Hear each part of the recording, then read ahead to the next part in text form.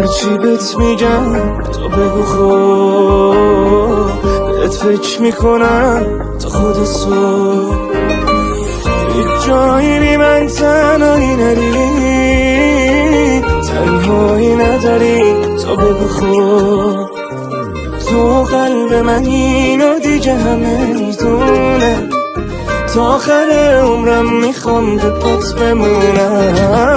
یه خونه ساختی با چشات تو کنج دلم، خدا رو شکر من تو رو دارم و تو منو شدی واسه تنم. تو قلب من اینو دیگه همه میدونم، تا آخر عمرم میخوام به پات بمونم.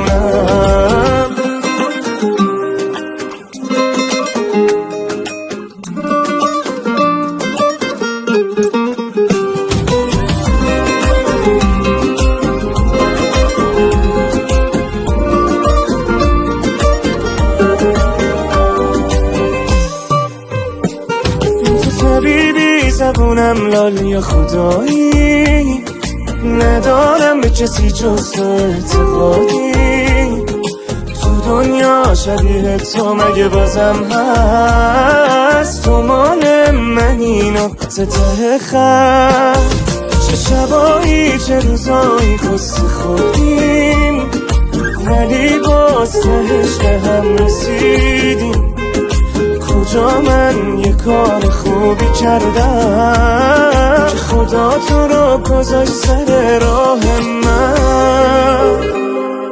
تو قلب من اینو دیگه همه میدونم، تا آخر عمرم میخوام به پات بمونم.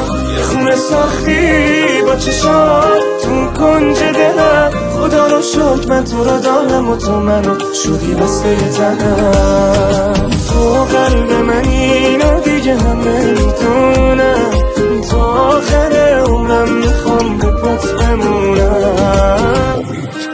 میکن